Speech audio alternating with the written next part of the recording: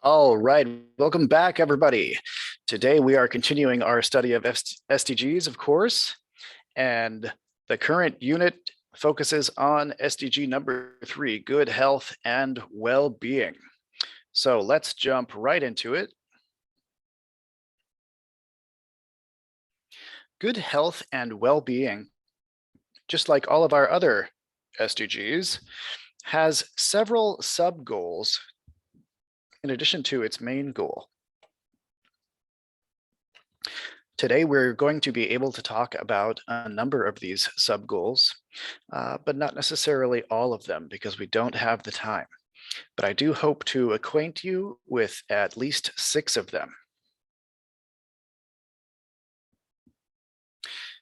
The long form of this SDG says that it is to ensure healthy lives and promote well-being for all at all ages. You know, these days, human beings can live a long time, much longer than 50 or 60 years ago. But one thing that we want to improve, now that we have improved our lifespan, is our health span. In other words, how long can we stay healthy? If we are 80 years old, but we're in a lot of pain all the time, or we're not able to communicate or eat for ourselves, things like that, we can't call it a high quality life a lot of the time. So we want to do things that we can't, we want to identify things that we can do at the species level to improve our health span, as well as our lifespan. Our health and our well-being, which are topics that we'll address more in the upcoming lectures, are influenced by the settings in which we live. You know, if you live in a certain area, you will have certain effects on your health versus the effects you'll get from living in another area. By 2030, 2/3 of humanity will live in urban areas. This is representative of a shift that has been happening over a long period of time in our species. We are moving to more concentrated areas. Cities provide an excellent opportunity for local governments to protect and promote health at many levels. It's important to note too that cities also provide opportunities for government to make huge mistakes in public health.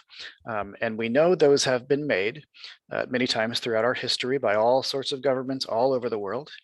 But if we look at the last few years with the SARS-CoV-19 pandemic, we can see very clearly how different countries have managed that crisis quite differently. If we look at a country like South Korea, for example, they were very, very proactive in their management of COVID-19 spread. And just a huge amount of the population was on board with those efforts that the government put in place. And so we saw in that country that there were far fewer infections than in other countries, say, for example, the United States of America, where we had a very sort of haphazard approach. First of all, it's a much larger place than South Korea or a country like Denmark or Japan, someplace like that. Also, we have many, many governments at the state level, and each of our states has some freedom to decide what it's going to do. We also have different amounts of funding in all these states for public health. So if we take that as an example of the world, we know that those variables can be applied to all of the different countries around the world. So we'd like to, the United Nations would like to be able to protect and improve health at a global scale, at a species level. All right, let's move on to our overview of this goal. Ensuring healthy lives and promoting well-being at all ages is essential to sustainable development, the S and D in SDG, right? The world is now facing a global health crisis like no other in its history. COVID-19 has spread human suffering, destabilized the global economy, and upended the lives of billions of people around the globe. Take our course, for example. You are watching me online rather than seeing me in person. I would love for you to come to our university or for me to come to yours, but such things are not always possible in this day and age, and we all know why. Most countries, especially the poorer ones, have insufficient health facilities, medical supplies, and healthcare workers are unable to meet the surge in demand. You and I have experienced different surges of infection in our countries, time and time again, right? Infection levels go up, they go down, and the number of healthcare workers does not necessarily go up to meet the demand. It takes a lot of training to become one. Concerted efforts are required to achieve universal health coverage and sustainable financing for health. In my country, the United States of America, we do not have universal health coverage.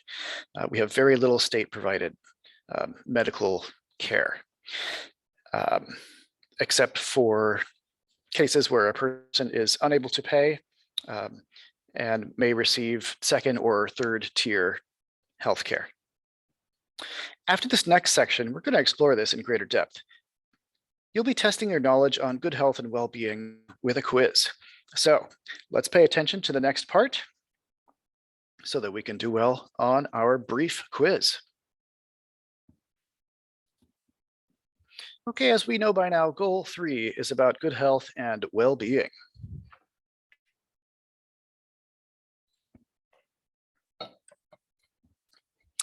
Pardon me, I talk all day, so I have to drink water all day as well. Okay, so we ask ourselves, what does good health and well-being really mean? And it seems we can break it down into about 6 major categories. The first of these is a safe and healthy birth for mother and child. You know, the most dangerous years of your life are the year you are born and the year you retire. This is true. The year you are born is very dangerous because of infant mortality. Throughout the history of our species, we have had a lot of trouble simply giving birth to the next generation because of the way our bodies are made. It's getting a lot better, but we've still got a lot of room to grow. Childbirth can be pretty dangerous. With professional support, the risk of death or complications is minimized. All right, and part 2, living through early childhood. Children under the age of 5 are especially vulnerable. That means, subject to danger. Their health can be strengthened by vaccinations and proper food. We have seen time and time again through history that vaccinations work, that when our population is vaccinated, diseases can be eradicated. And we are learning that the hard way right now with the pandemic. Hopefully we're towards the end of it. But if we consider children under 5, there has not been a vaccine available for COVID-19 for children under 5 until very recently, at least in the United States. My 1-year-old son got his first COVID-19 vaccination on July 5th, 2022. So that's 3 years into the pandemic, you guys. Well, it's nearly 3 years into the pandemic. And the second one about a month after that. So we're getting there. But COVID-19 is just one of the diseases that we need to vaccinate for. Diseases such as polio, measles, things like this have been all but eradicated thanks to vaccinations. Protection from preventable diseases. Epidemics. Now let's make a distinction between epidemics and pandemic. Epi means located in a certain area. Pan is wide open everywhere, yeah? Epidemics can be prevented and managed. People who contract a contagious disease must get quality treatment.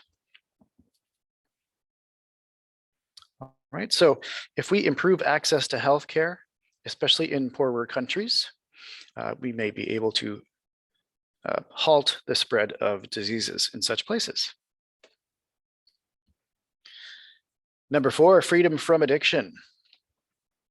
You might be surprised to learn that not everyone learns about addiction, the dangers of addiction. So we want to be able to educate people about addiction and provide treatment for affected people. You know, all of the beer companies want to sell us beer, right? But far fewer people want to help those who like beer a little bit too much.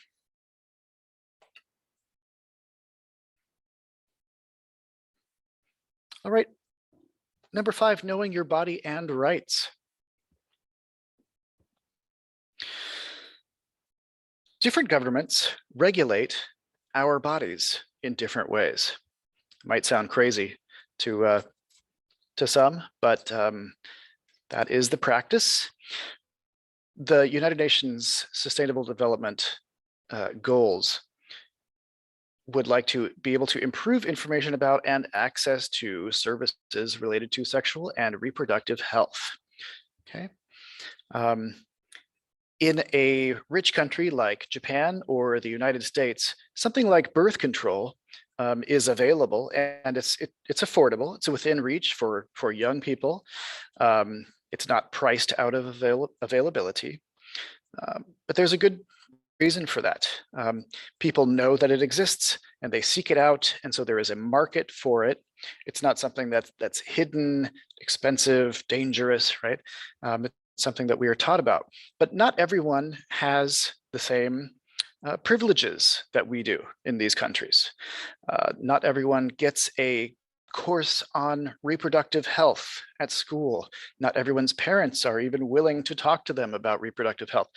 So the United Nations would like to be able to sort of ameliorate this situation, mitigate for ignorance, and help people know what their rights are about their own bodily sovereignty. And you know, we can connect this also to vaccinations. There are people who opt out of being vaccinated for different diseases. Most recently, COVID-19. There are a lot of people who are maybe COVID curious, who don't want to get vaccinated, but for many of them, it's about their bodily sovereignty. It's about their wish to not have their bodies interfered with by the government. Ironically, these tend to be the same people who do want to interfere with women's rights regarding their bodies. So there's a lot of conversation, shall we say, around this topic. Number 6, access to healthcare. We'd like to be able to provide access to essential healthcare services, medicines or medications, and vaccination for all. You know, if you live in, for example, sub-Saharan Africa, and you just have one parent, and that parent needs to walk very far to get a medication for you, you are at a higher risk of death than someone who lives in a city, say like Addis Ababa in Ethiopia. If you live in Addis Ababa, you can walk right down to the store. You don't need a car, right? And you can get the medication that you're needing at the time. But that is not the case for everyone, as you well know. All right.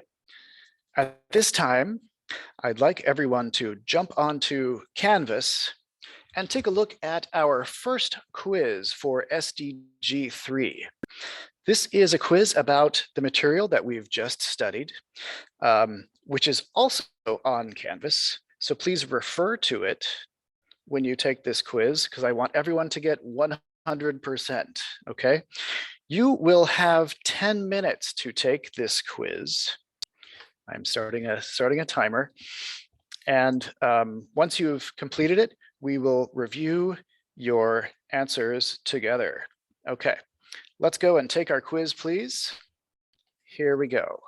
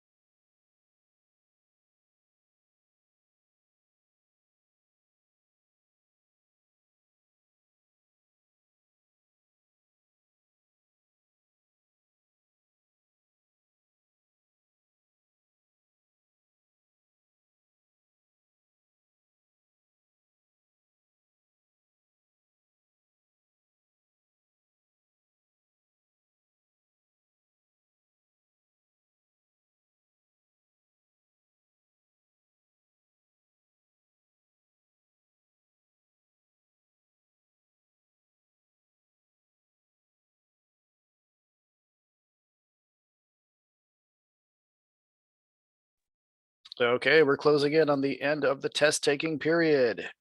Here we are. Now, why don't we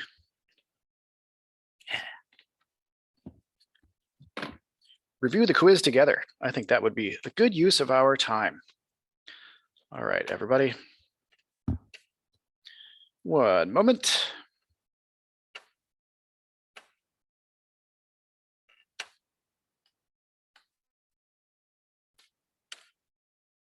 Okay.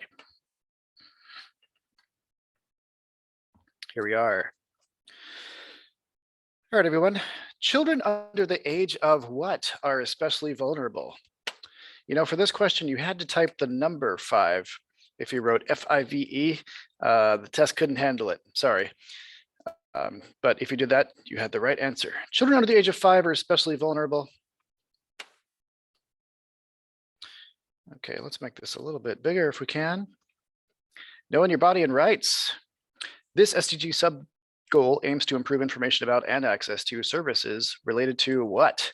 This was kind of a tongue twister down here. But of course, this was about sexual and reproductive health.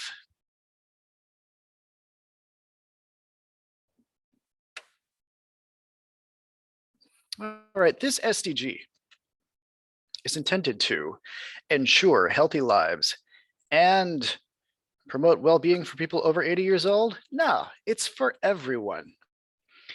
Promote well-being for all at all ages. Okay. Ooh, I'm running out of time. I better hurry up. Access to healthcare. This part of SDG3 intends to provide access to essential healthcare services, including medications and candy, pizza. No, vaccinations for all. 2 more questions, guys. In a safe and healthy birth for mother and child, the risk of death or complication is maximized? No, it's the opposite, minimized. Last one, here we go. Protection from preventable diseases. People who contract a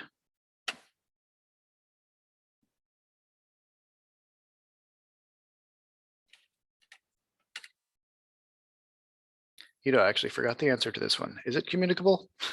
Let's find out. Oh, I made a mistake. Contagious. It's the same. It's the same thing. Communicable, contagious. It's the same thing. Okay. Yep. Teacher made a mistake. No problem. We all do. All right. So let's finish out our study of the lecture portion.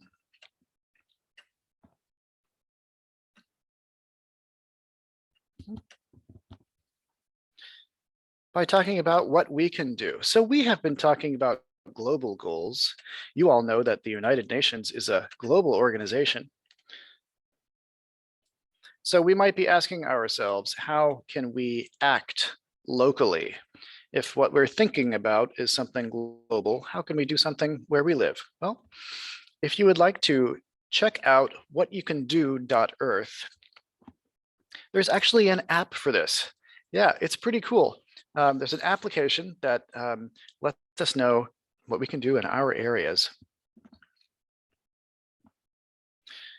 All right, folks. Now I'm going to give you all a brief break. So let's take a brief break of 5 minutes, and then we'll come back for the next exciting installment of SDG3.